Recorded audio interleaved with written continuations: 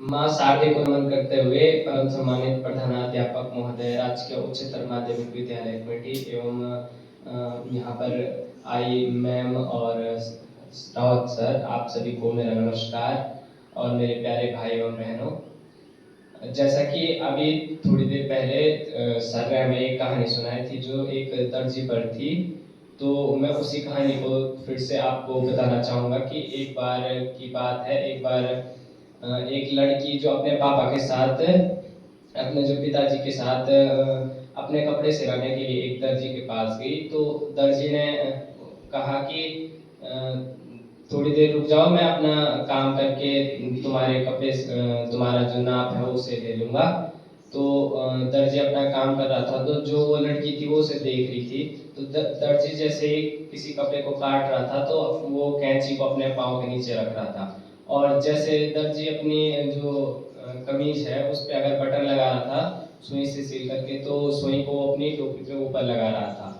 तो लड़की उसे देखती रही।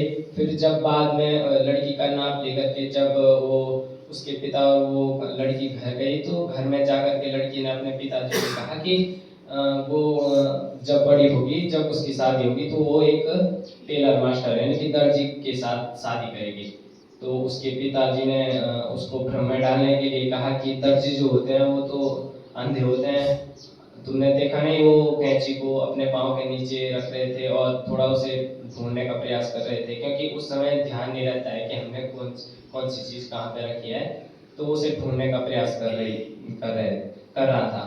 तो जो वो लड़की है तो उसने कहा कि नहीं, ये सब तो झूठ है, हम मतलब जो भी मैंने देखा तो वो मतलब वो तो अंधा नहीं लग रहा था।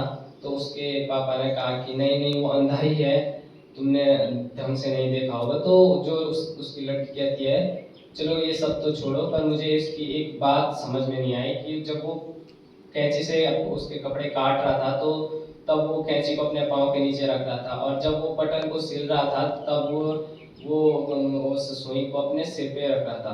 तो उसके पिताजी ने एक छोटा सा आंसर दिया कि जो दर्जी है, जो उसकी कैंची है वो किसी भी चीज़ को काटने का प्रयास करती है। और समाज में भी ऐसी होता है, जो मतलब किसी भी समाज को तोड़ने का प्रयास करता है, लोग उसकी इज्जत नहीं करते हैं, उसे अपने पाँव के नीचे रखते हैं। और जो जैसे सुई है, सुई किसी भी चीज़ को जोड़ने का प्रयास करती है या जोड़ती है, तो उसे लोग अपने सिर पर रखते हैं, मतलब उसका सम्मान करते हैं। तो हमें इस कहानी से यही सीख मिलती है कि जो जिसके अच्छे संस्कार होंगे, जो समाज में अच्छे से रहता होगा, उसकी भी लोग इज्जत करेंगे। अगर जिसके अच्छे संस्कार नहीं होंगे तो उसकी लोग इज्जत नहीं करेंगे। धन्यवाद।